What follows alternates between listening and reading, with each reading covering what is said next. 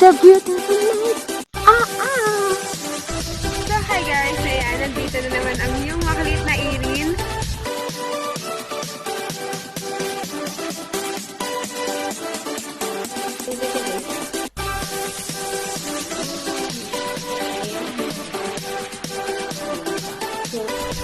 So hi guys, ayan, nandito na tayo.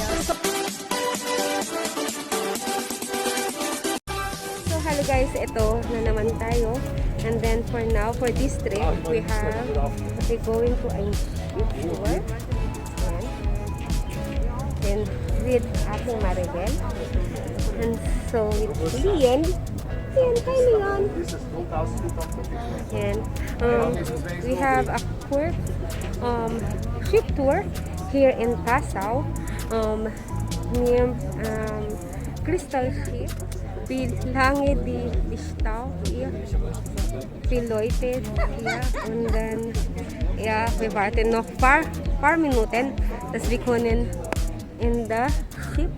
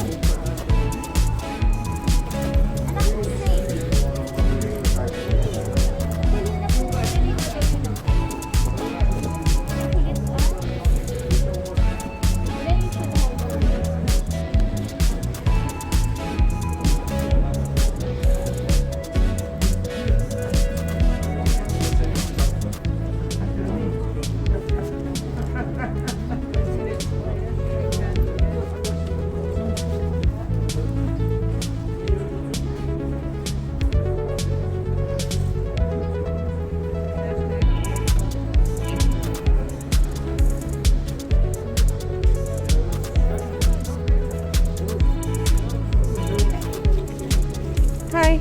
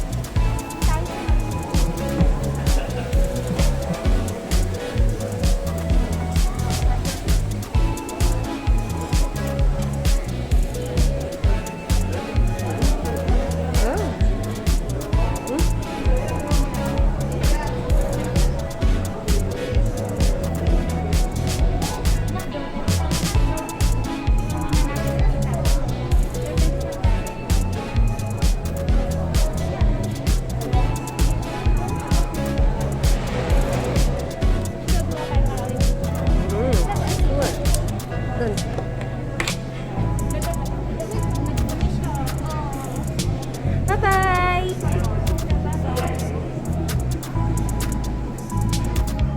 So, hi guys! Nandito na tayo. So, nandito tayo. For now, this video is nandito tayo sa Kristalschiff in Passau. And then, we have for 2 hours. Now, this is quite student, fahren. This boundary von der Grenze von Österreich und Deutschland. So, ich möchte zeigen zu Ihnen, wie das geht oder wie schaut aus hier drinnen in Kristalschiff. So, für jetzt, viel Spaß and enjoy for my bag.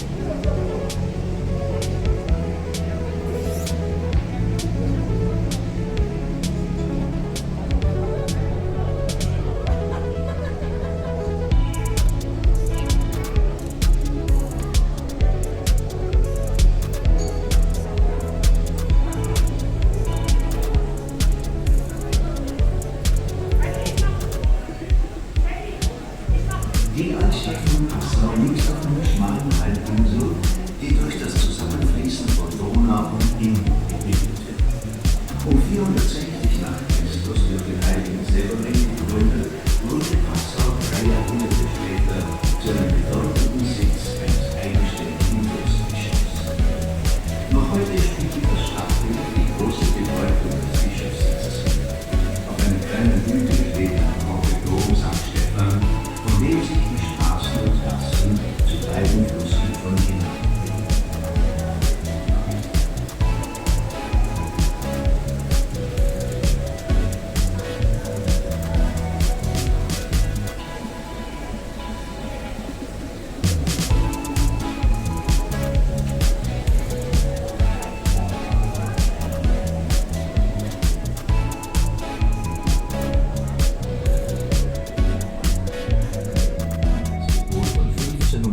Gebraut und es werden nur Wasser, Malz und Hopfen zum Bierbrauen verwendet.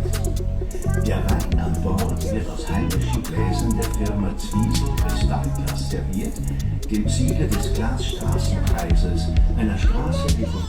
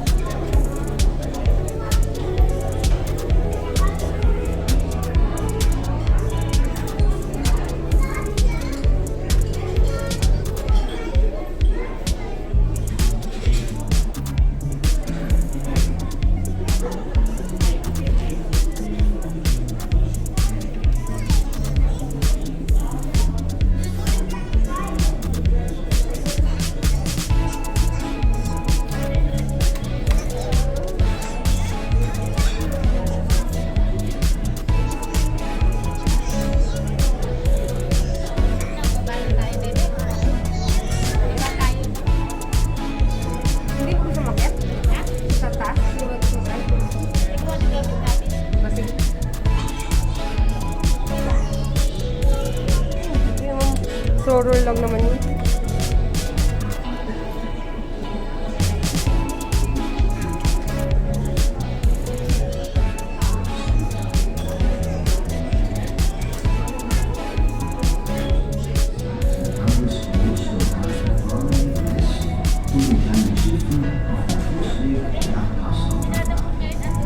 Von hier erfolgte der Weitertransport des Salzes auf dem goldenen Steig in Nordirland nach Prag, wo es höchst gewinnbringend verkauft wurde.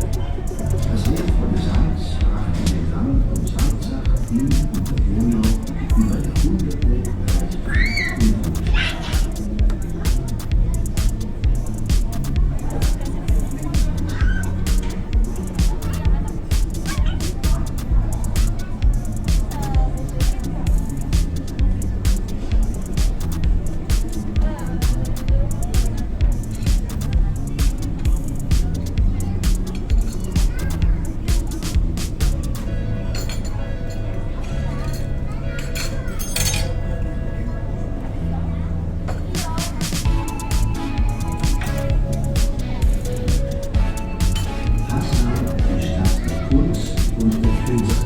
Direkt am Donauufer das Museum moderner Kunst.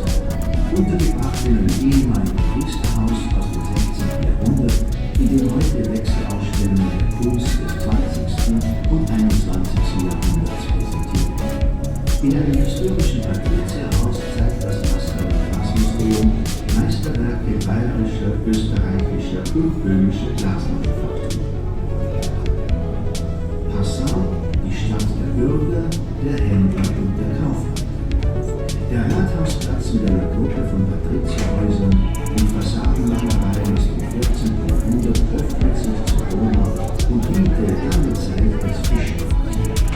Auffällig viereckig und farbenprächtig ist der 70 Meter hohe Rathausturm aus dem 19. Jahrhundert, den die Bürger als sichtbares Zeichen einer weltlichen Macht den vielen kirchlichen Symbolen entgegenstellen. Verwinkelte Gassen mit kleinen Wägen führen vom Rathausplatz zu einem der schönsten Passauer Plätze, dem Residenzplatz. Unser Schiff wird nun gleich anlegen, direkt in der Passauer Altstadt. Wir von der Reederei Dorn und Merö wollen uns für die Aufmerksamkeit bedanken, die Sie uns auf der Donau-Rundreise geschenkt haben. Auf Wiedersehen.